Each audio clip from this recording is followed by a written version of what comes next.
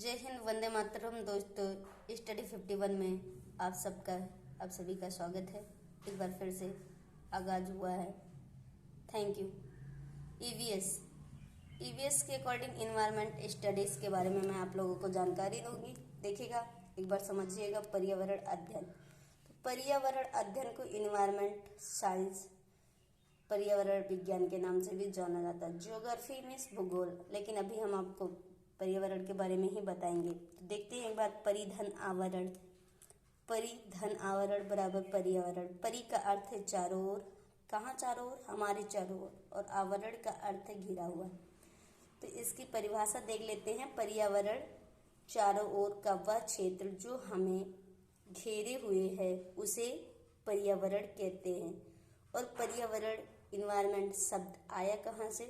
तो इन्वायरमेंट शब्द, इन्वायरनल शब्द फ्रेंच भाषा का शब्द है जिससे मिलकर एनवायरमेंट बना हुआ। इन्वायरनल और प्लस मेंट, इन्वायरमेंट बना, इन्वायरमेंट शब्द हुआ। अब देखते हैं इंडिया। एक हमने क्या बनाया है? इंडिया। ये हमारी पृथ्वी है दोस्तों। ये जो मैप है ये हमारी पृथ्वी है। और ये पृथ्वी पे कुछ काल्पनिक रेखाएं होती हैं जो हमको दिखाई नहीं देती, खिंची हुई नहीं होती हैं, बट हम लोग ऐसे इसको, मतलब हमारे वैज्ञानिकों ने, खगोलविदों ने इसे ऐसे बनाया हुआ है। तो ये जो है, ये बीचों बीच, ये पृथ्वी के बीचों बीच जो रेखा है इसको कहते हैं जीरो अक्षांश। क्या कहते हैं? जीरो अक्षांश। इसको इंग्लिश में इक्वेटर कहते हैं और हिंदी में भूमध्य रेखा या विषुवत रेखा भी बोल सकते हैं। आगे बढ़ते हैं इसी के साथ। ये बीचों बीच है, इधर भी इतना है और इधर इस साइड में भी इतना है। तो ये कहाँ है? बीचों बीच में। तो अगर आपसे पूछा जाए कि पृथ्वी के बीचों बीच से कौन सी रेखा गुजरती है तो आप बोलेंगे ये जीरो अक्षांशीय रेखा, जिसको हम लोग भूमध्य रेखा या विषुवत रेखा भी बोल सकते हैं। और अब आएंगे, ये ऊपर का साइड नॉर्थ होता है, तो ये नॉर्थ में जो ये रेखा है, ये वाली, इसको बोलेंगे हम लोग कर्क रेखा। और कर्क रेखा किसके बीचों बीच से गुजरती है ये भी आप लोगों को की जानकारी के लिए बहुत ही इम्पोर्टेंट है। तो जो कर्क रेखा होती है दोस्तों, वो हमारे भारत के बीचों बीच से गुजरती है। तो ये जो मैप में मैंने ऐसे छोटा सा ट्रायंगल के अकॉर्डिंग बनाया, तो ये जो है ये हमारा भारत है। और भारत के बीचों बीच से कौन सी रेखा गुजरती है? तो एक बार फिर से, भारत के बीचों बीच से कर्क रेखा गुजरती है जो 23.5 डिग्री अक्षांशीय कर्क रेखा होती है। कर्क रेखा कितने डिग्री अक्षांश पे होती है? तो 23.5 डिग्री अक्षांश पे होती है। और इसके भी नॉर्थ में, इससे भी थोड़ा ऊपर आएंगे तो 66.5 डिग्री पे आर्कटिक वृत्त होता है। कौन सा वृत्त होता है दोस्तों? आर्कटिक वृत्त तो होता है। और ये जो सबसे ऊपर की रेखा होती है, ये यहाँ देखिएगा आप लोग, यहाँ इसको कहते हैं 90 डिग्री अक्षांशीय उत्तरी गोलार्ध। तो ये जो रेखा है ये 90 डिग्री अक्षांशीय उत्तरी गोलार्ध है। इसी के साथ थोड़ा नीचे आते हैं, तो ये आपका नॉर्थ पोल हो गया। अब आते हैं साउथ पोल की बात करते हैं, तो ये आपका इक्वेटर हो गया। इसे आप अभी जानेंगे, भूमध्य रेखा या विषुवत रेखा बोल सकते हैं। अब इसके इक्वेटर के नीचे जब आएंगे तो ये नॉर्थ पोल होता है। तो इक्वेटर के नीचे जो ये रेखा होती है इसको कहते हैं मकर रेखा। 23.5 डिग्री अक्षांशीय होती है। और इसके नीचे जो होती है, और थोड़ा नीचे आएंगे तो एक और काल्पनिक रेखा जिसको 66.5 अंटार्कटिका वृत्त कहते हैं। अंटार्कटिका वृत्त होता है। और ये जो देख रहे हैं आप, ये देखिए दोस्तों, ये 90 अक्षांशीय, 90 डिग्री अक्षांशीय, इसको बोलते हैं दक्षिणी गोलार्ध, है ना। तो ये था आपका उत्तरी गोलार्ध, ये है दक्षिणी गोलार्ध। ये आपका मैप है। ये मैप किसका है? अर्थ, पृथ्वी का है। और ऊपर जैसे अपर में ये नॉर्थ होगा और ये साउथ होगा, और ये इस साइड में वेस्ट होगा और इस साइड में ईस्ट होगा। तो अब आप लोग दिशाओं का भी इस तरह से आपको कि मैप पे कैसे क्या देखते हैं ज्ञान हो गया होगा, है ना। वेस्ट, ईस्ट, नॉर्थ, साउथ, ठीक है। तो आपको मैप के अकॉर्डिंग भी दिशाएं पता चल गई होगी कैसे क्या देखते हैं।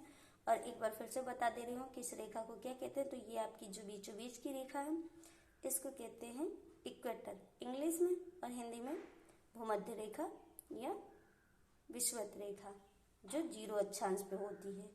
और ये नॉर्थ में थोड़ा और आएंगे तो इसको कहते हैं कर्क रेखा, जो भारत के बीचों बीच से गुजरती है। और ये होता है जो 23.5 डिग्री अक्षांश है जिसका, और ये थोड़ा ऊपर और आएंगे तो ये है 66.5 डिग्री आर्कटिक वृत्त, जो नॉर्थ में ही है। और ऊपर आएंगे तो ये नॉर्थ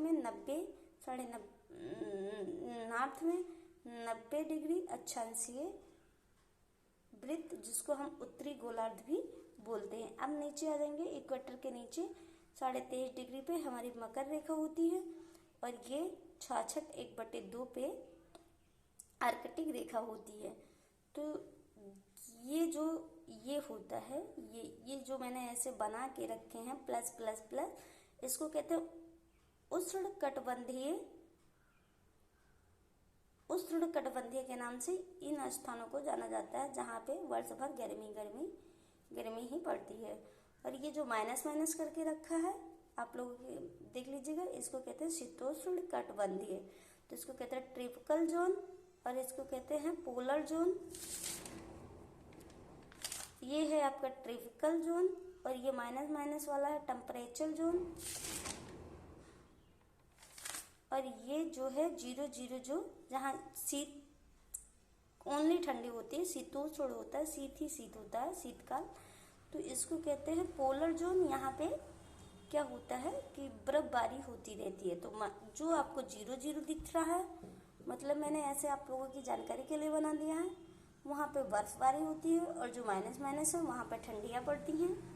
ये पृथ्वी है, और जो प्लस प्लस प्लस है वहाँ पे गर्मी, साल भर गर्मी पड़ती है। तो इसी के साथ वीडियो अगर अच्छा लगा हो तो लाइक एंड सब्सक्राइब करना। एक बार फिर से थोड़ा और देख लीजिएगा आगे। तो ट्रॉपिकल जोन किसे कहते हैं, अभी मैंने मैप के अकॉर्डिंग भी बताया, और ऐसे भी जान लीजिए। उष्णकटिबंधीय रेखा को मकर रेखा के बीच होता है। ये क्या होता है, जो कर्क रेखा और मकर रेखा के, ये देखिए ये मैप में मैंने ऐसे दिखा ना, ये आपकी कर्क रेखा हो गई, और ये आपकी मकर रेखा हो गई, और ये मैंने मल्टीपल का निशान लगा के प्लस प्लस किया। तो इसके बीच का जो स्थान होता है वो क्या होता है, ट्रॉपिकल जोन में आता है, जहाँ की वर्ष भर क्या होता है, गर्मी पड़ती है।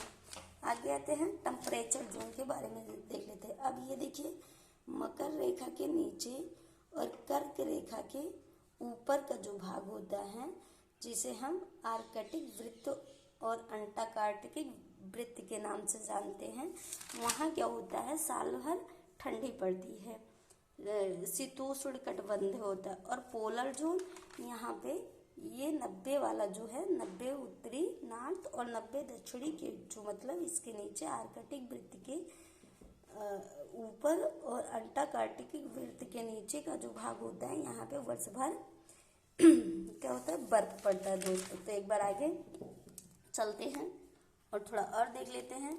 तो भारत किस गोलार्ध में स्थित है, एक बार आप लोग बताएंगे। भारत उत्तरी गोलार्ध में स्थित है दोस्तों।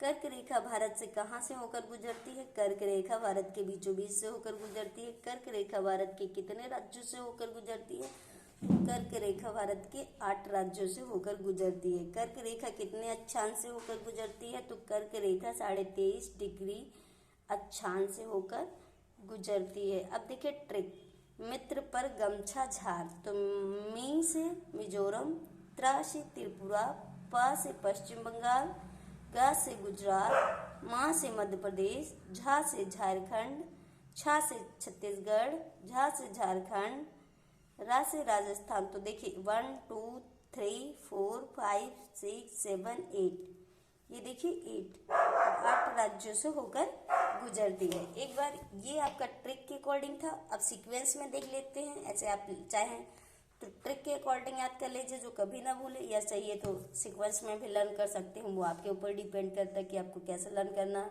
तो एक बार ये भी देख लेते हैं। नंबर 1 मिजोरम, त्रिपुरा, पश्चिम बंगाल, गुजरात, मध्य प्रदेश, छत्तीसगढ़, झारखंड, राजस्थान।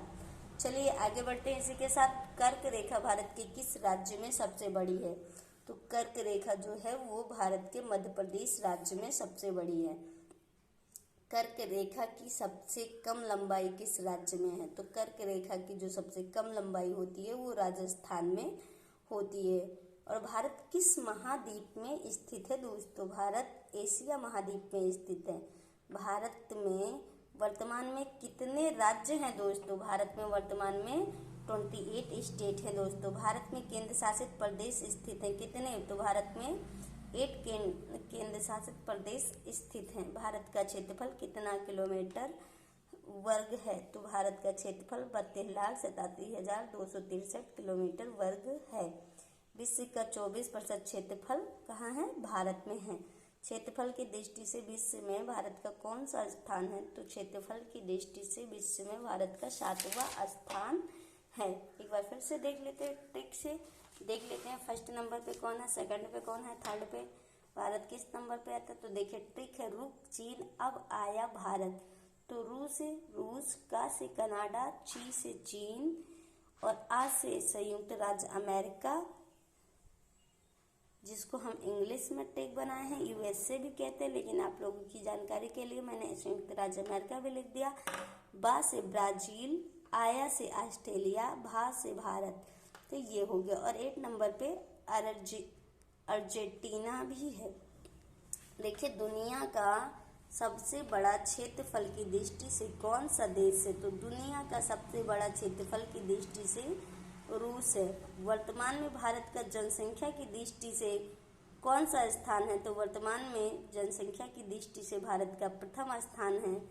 फर्स्ट नंबर पे भारत है, सेकंड पे चाइना है और थर्ड पे यूएसए है। देख लेते हैं संयुक्त राज्य वर्ल्ड पॉपुलेशन डेंस बोर्ड के अनुसार इंडिया फर्स्ट नंबर पे है, जिसमें 1.4286 अरब लोग रहते हैं और चाइना में 1.4257 अरब।